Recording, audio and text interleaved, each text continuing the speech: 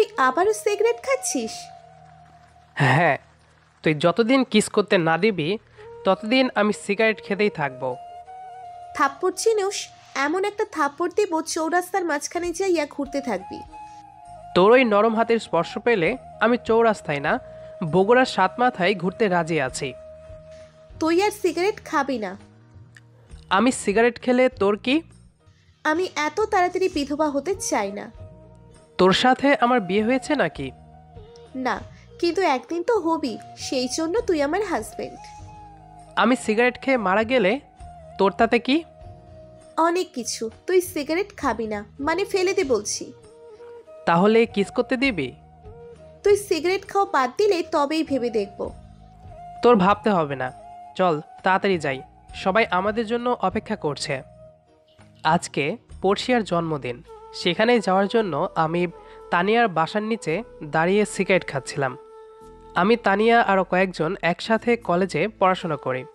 তানিয়ার সাথে প্রথমে 3 বছরের বন্ধুত্ব ছিল, পরে যখন বুঝতে পারলাম একজন অন্যজনের সাথে মিশে গেছি তখন আর দেরি না করে সম্পর্কটা ভালোবাসায় তৈরি করে ফেললাম। তানিয়ার সবথেকে বড় শত্রু ছিল আমার সিগারেট। তানিয়ার ধারণা আমি ধূমপান করলে তাড়াতাড়ি মারা যাব, তাই সবসময় আমাকে সিগারেট ছেড়ে দিতে বলে। এদিকে আমি একটা শর্ত দিয়ে বসে আছি, যেদিন তানিয়া তার গোলাপি রঙের ঠোঁটে আমাকে কিস করতে দিবে সেদিন সিগারেট খাওয়া ছেড়ে দিব, কিন্তু তানিয়া আগে সিগারেট খাওয়া ছেড়ে দিতে বলে তবেই কিস করতে দিবে। এই যে দেখুন, গল্প করতে করতে পড়শিয়ার জন্মদিনের পার্টিতে চলে আসলাম। আরে, এত দেরি করলি কেন? তোদের জন্য সবাই অপেক্ষা করছে। দেরি হবে না। তোরা কি ভুলে গেছিস আমি একটা কুত্তার সাথে বের হয়েছি? তুই আমাকে কিছু বললি? না, তোকে কেন বলতে যাব? যেখানেই যাবে সবকিছু পরে, আগে তার সিগারেট খেতে হবে। এই, তুই একদম নিজের দোষ আমার কাঁধে দিবি না। আমি বাসার নিচে 1 ঘন্টা দাঁড়িয়েছিলাম। একদম মিথ্যা বলবি না। আরে চুপ থাকবি তোরা? যেখানে যাবে সারাক্ষণ শুধু ঝগড়া করতেই থাকবে। আমি বুঝতে পারি না তোরা বিয়ের পরে একসাথে থাকবি কেমন করে। আরে, তোর কি মাথা খারাপ হয়ে গেছে নাকি? আমার মতো একটা স্মার্ট ছেলে এই পেতনিকে বিয়ে করবে? বুড়ো কাকাও তাকাবে না। আমার বইয়েই গেছে তোর মতো কুত্তাকে বিয়ে করতে। কত ভালো ভালো ছেলেরা আমাকে প্রপোজ করেছে, আমি পাত্তা দিইনি। আমার দুর্ভাগ্য যে এর সাথে ফেসে গেছি। ওরে আমার রূপসুন্দরী, কত ছেলেরা প্রেম নিবেদন করত, তুই জানা তোর ভালো ছেলেদের কাছে। আমার কাছে পড়ে আছিস কেন? যাওয়ার হলে অনেক আগেই যেতাম। তোর জীবনের 12টা না বাঁচিয়ে আমি পিছু ছাড়ছি না।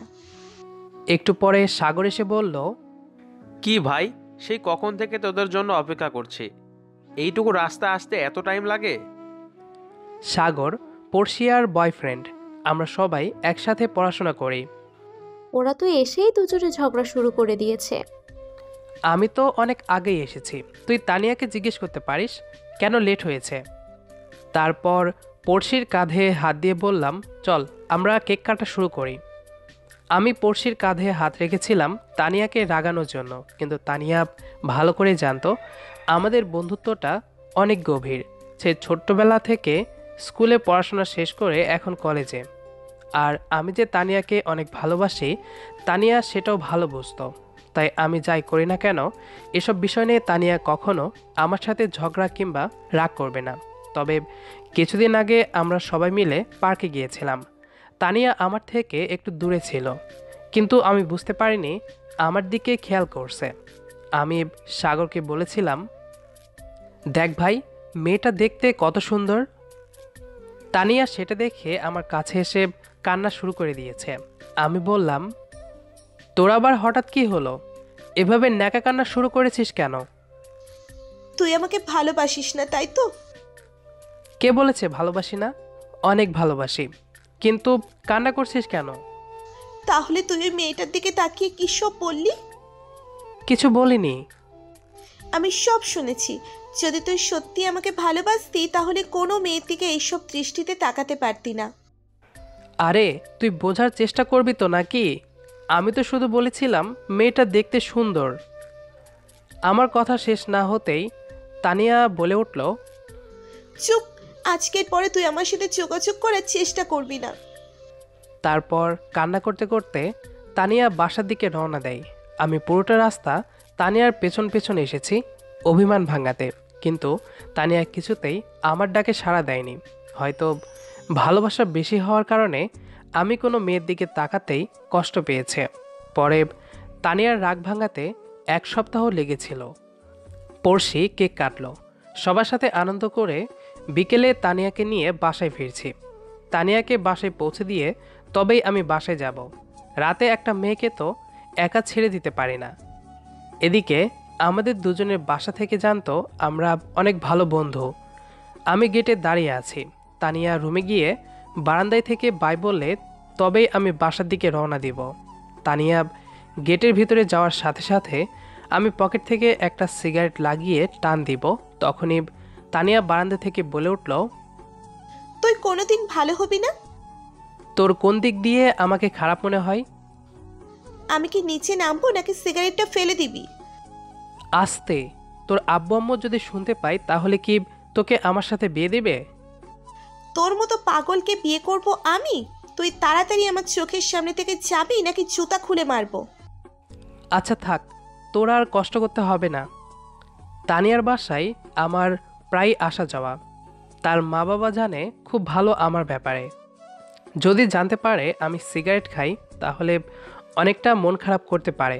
হয়তো তাদের মেয়েকে আমার সাথে বেশি মিশতে দেবে না। তানিয়া আমাকে পিছন থেকে ডাক দিয়ে বলল, তানভীর, সাবধানে যাবি কিন্তু। তুই ঘুমিয়ে পড়, আমাকে নিয়ে চিন্তা করতে হবে না। বাসায় পৌঁছে আমাকে জানাবি। পারবো না। আমি কিন্তু অপেক্ষা করব। রাস্তার গলিতে অনেক খারাপ ছেলেরা থাকে। এদিকে খারাপের জগতে পিএইচডি করে ফেলেছি অনেক আগে। অনেক টাইমে পোলাপান নেশা অবস্থায় রাস্তায় পড়ে থাকে। কিছুদিন আগে মারামারি করেছিলাম, তাই তানিয়া আমাকে নিয়ে এত ভয় পাই। কিন্তু তানিয়া জানে না আমাকে দেখলে অনেক পোলাপান নেশা অবস্থায় দৌড়াতে থাকে। তাই যদি কখনো রাত করে বাসায় ফিরি তাহলে তানিয়া জেগে থাকে যতক্ষণ আমি বাসায় না পৌঁছে যাই। আমি বাসায় পৌঁছে ফ্রেশ হয়ে শুয়ে পড়লাম। কখন ঘুমিয়ে পড়েছি নিজেও জানি না। সকালে মার ডাকে ঘুম থেকে উঠে ফোনটা হাতে নিয়ে দেখি 9টা বেজে গেছে। ফোনটা সবসময় সাইলেন্ট করা থাকে, যার কারণে ফোন আসলেও বুঝতে পারি না। তানিয়া অনেকবার ফোন করেছিল, টের পাইনি। হয়তো আমার মেসেজের অপেক্ষা করতে করতে ঘুমিয়ে পড়েছে। ফ্রেশ হয়ে তানিয়াকে অনেকবার ফোন দিলাম, কিন্তু রিসিভ করলো না। খুব অভিমান করে কলেজের ক্যাম্পাসে বসে আছে হয়তো। সকালের নাস্তা শেষ করে কলেজে এসে দেখি ক্লাসরুমে তানিয়া নেই। পড়শিকে জিজ্ঞেস করলাম, কিরে তানিয়া কোথায়? তানিয়ার সাথে তুই আবারও ঝগড়া করেছিস নাকি? না রে, কালকে বাসায় যাওয়ার সময় বলেছিল পৌঁছে জানাতে, কিন্তু মনে ছিল না। এজন্য হয়তো রাগ করে একা বসে আছে। আর তুই জানিস মেয়েটা কত ভালোবাসে? জেনে বুঝে কেন কষ্ট দিতে যাস তাহলে? আরে ইয়ার, আমি সত্যি বুঝতে পারিনি। আচ্ছা তোরা ক্লাস কর, আমি আসছি। তানিয়ার কাছে গিয়ে দেখি বড্ড অভিমান করে বসে আছে। আমি আস্তে আস্তে গিয়ে তানিয়ার পাশে বসতেই তানিয়া আবারও একটু দূরে চলে গেল। আমি তানিয়ার এক পাশে হাত দিয়ে আমার দিকে টেনে আনলাম। আমাকে ছাড় বলছি। না, ছাড়বো না। আমার হাতটা তানিয়ার কাঁধ থেকে নামিয়ে দিয়ে বলল, আমায় একটু একা থাকতে দে।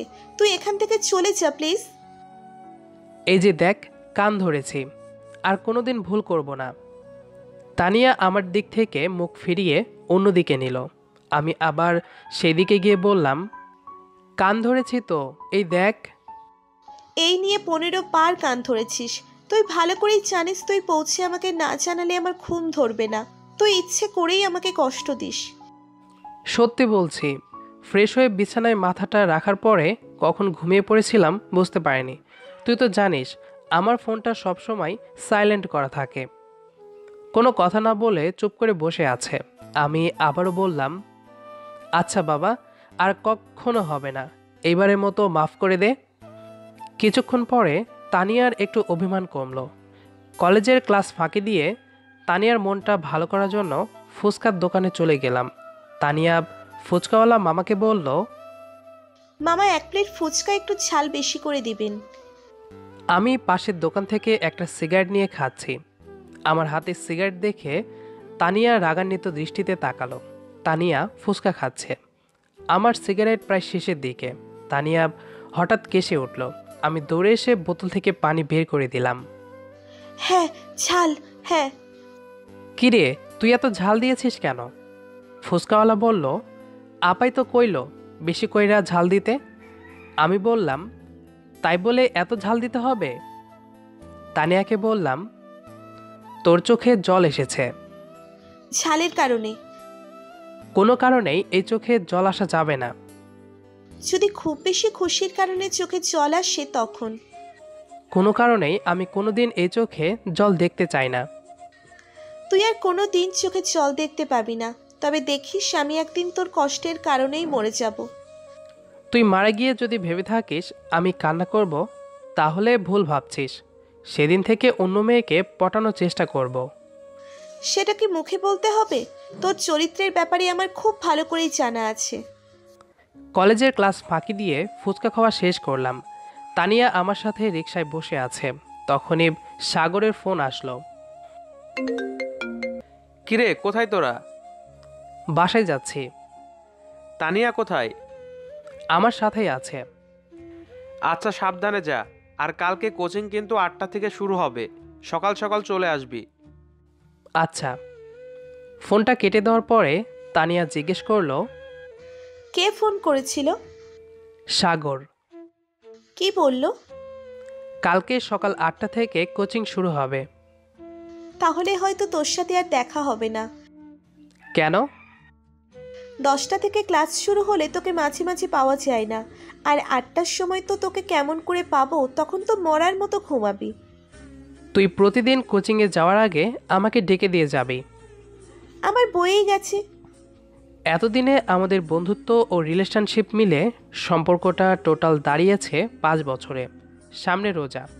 তানিয়া আমাকে প্রতিদিন ফোন করে ডেকে দিত। মাঝে মাঝে ঘুমের মধ্যে উল্টাপাল্টা বকাবকি করে ফোন কেটে দিতাম। কলেজ থেকে ঈদের ছুটি দেওয়া হলো। ঈদের নামাজ শেষ করে কালো পাঞ্জাবি পরে তানিয়ার বাসার সামনে অপেক্ষা করছি। তানিয়া একটা কালো শাড়ি পরেছে। বাকি সকল বন্ধুরা আমাদের জন্য অপেক্ষা করতেছে। সবাই মিলে একটু ঘুরতে যাব। অবশেষে ঈদের ছুটি শেষ হয়ে গেল। আমি আবারও কলেজে গেলাম। হঠাৎ একদিন তানিয়া এসে কান্না শুরু করলো। কিরে, কান্না করছিস কেন? তানিয়া কিছু না বলে দৌড়ে আমার কাছে এসে বুকে জড়িয়ে ধরলো। আরে পাগলি, কি হয়েছে বলবি তো? এভাবে কান্না করছিস কেন? কোনো ছেলে কিছু বলেছে? না। তাহলে এভাবে কান্না করছিস কেন? আমাকে দেখতে এসেছিল। তার জন্য কান্না করার কি আছে? তুই বুঝতে পারছিস না? আমার বাসা থেকে সবাই ছেলেকে পছন্দ করেছে। আর তাদেরও আমাকে পছন্দ হয়েছে। আরে, পছন্দ হলেই বিয়ে হয় নাকি? বিয়ে হয় না, কিন্তু হতে সময় লাগবে না। আমি বেঁচে থাকতে তোর কোথাও বিয়ে হবে না। তুই শুধু আমার, না হলে কারো না। কিন্তু তুই আমার বিয়ে আটকাবি কেমন করে? আমি তোর বিয়ে আটকাতে যাব কেন? শুধু বিয়েটা ভেঙে দিব। তানিয়া, তুই চিন্তা করিস না, আমরা আছি তো নাকি? সাগরের সাথে পড়শিও বলল, হ্যাঁ, ঠিকই তো। তুই শুধু শুধু চিন্তা করছিস। দরকার হলে আমরা সবাই তোর বাড়িতে গিয়ে কথা বলবো। তানিয়ার মুখে এখন কিছুটা হাসি দেখতে পেলাম। তবে আমি যেমন তানিয়াকে ছাড়া বাঁচব না, তেমনি তানিয়া আমাকে না পেলে আত্মহত্যা করবে। এখন আমার যেমন করে হোক বিয়েটা ভাঙতেই হবে। তানিয়ার থেকে জানতে পারলাম তার বাবা বিয়ের ফাইনাল কথা দিয়ে এসেছে। আমরা সবাই মিলে তানিয়ার বাড়িতে গিয়েছিলাম, কিন্তু তানিয়ার আব্বু এমন ভালো পাত্র হাতছাড়া করতে চায় না। অবশেষে পড়শির বুদ্ধিটা জলে ডুবে গেল। আমি তানিয়া থেকে তার হবু হাজব্যান্ডের নাম্বার নিয়ে একটা জায়গায় দেখা করতে বললাম। আমার সাথে সাগর আরও 2টা বন্ধু ছিল। ভেবেছিলাম ভালোভাবে বললে যদি মানতে রাজি না হয় তাহলে হাত পা একটু বাঁকা তেরা করে দিব, যাতে কয়েক মাস হসপিটালের বিছানায় পড়ে থাকে। তানিয়ার হাজব্যান্ডকে বুঝিয়ে বললাম আমাদের সম্পর্কের কথা, এবং তাকে আরও বললাম আমাদের এই বিষয়ে কথা হয়েছে কাউকে না বলতে। অবশেষে আমাদের কথা শুনে তানিয়ার হাজব্যান্ড পুরো বিষয়টা বুঝতে পারে এবং বিয়েটা ভেঙে দেয়। পরের দিন কলেজে কিরে তানিয়া, আমাদের ট্রিট দিবি না? এত কষ্ট করে বিয়েটা ভেঙে দিলাম। অন্য একটা ঝামেলা এসে বাসা বেঁধেছে। আবার কি হয়েছে? এই ছেলেটা বিয়ে ভেঙে দেওয়ার পরে বাবা রাগ করে ছেলেটাকে অনেক বকাঝকা করে। তারপর ছেলেটিকে বলে এই তারিখের মধ্যে আমার মেয়েকে বিয়ে দিব, দাওয়াত কার্ড পাঠিয়ে দিব, তুই এসে পেট ভরে খেয়ে যাবি। এখন ভাবছি বাবা যদি সত্যি সত্যি অন্য কোথাও বিয়ে দিয়ে দেয়। এইসব তুই শুনতে পারলি কেমনে? আমার সামনে কথা বলেছে। যেমন মেয়ে তেমন বাপ। তুই একদম আমার বাপকে নিয়ে উল্টোপাল্টা কিছু বলবি না। বলবো, 1000 বার বলবো। তারপর রাগ করে তানিয়ার বাবাকে কয়েকটা বকা দিলাম। আচ্ছা, এই সময় তোরা ঝগড়া বন্ধ কর, দেখি তানিয়ার আব্বু কি করে, তারপর সেই অনুযায়ী আমরা পদক্ষেপ নেব। তারপরে তানিয়ার কয়েকটা জায়গায় বিয়ে ঠিক করা হয়। আমি আর বন্ধুরা মিলে সবগুলো বিয়ে ভেঙে দেই, কিন্তু অনেক সময় ছেলেরা মানতে চাইতো না আমাদের কথা। তখন একটু আঙুলটা বাঁকা করতে হয়। অবশেষে তানিয়ার বাবা সিদ্ধান্ত নিল তার মেয়েকে এখন আর বিয়ে দিবে না, পড়াশোনা শেষ করবে, তারপর বিয়ের বিষয়টা ভেবে দেখবে। তানিয়া দৌড়ে এসে আমাকে জড়িয়ে ধরল। আমি বললাম, এত খুশির কারণ কি জানতে পারি? বাবা আমাকে আর বিয়ে দিবে না। ওয়াও, আজকে আমি অনেক খুশি। সেই খুশিতে আমাকে একটা কিস করতে দেবেন প্লিজ? তানিয়া চোখটা বন্ধ করে বলল। একবার কিন্তু। আমি তানিয়ার ঠোঁটে আমার হাত দিয়ে স্পর্শ করলাম।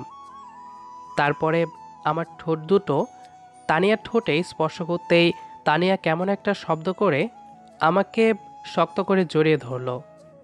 তাহলে আজকের পর থেকে তুই সিগারেট খাবি না। কেন? তুই কি বলেছিস আমায়? একটা কিস করতে দিলে আর কোনো দিন সিগারেট খাবি না। কিন্তু তুই তো আজকে উপকার করেছি বলে কিস করতে দিয়েছিস। তাহলে তো সাগর, পরশী, সুজন, রূপা সবাই আমাকে উপকার করেছে। তাহলে কি ওদেরকেও একটা করে কিস করতে দিব? না, থাক তাহলে। আমি বরং সিগারেট খাওয়া বাদ দিব। আমাদের আজকের গল্পটি আপনার কাছে কেমন লেগেছে সেটি অবশ্যই কমেন্ট করে জানাবেন। দেখা হবে আবারও নতুন কোনো গল্প নিয়ে। সেই পর্যন্ত আমাদের সাথেই থাকবেন। ধন্যবাদ সবাইকে।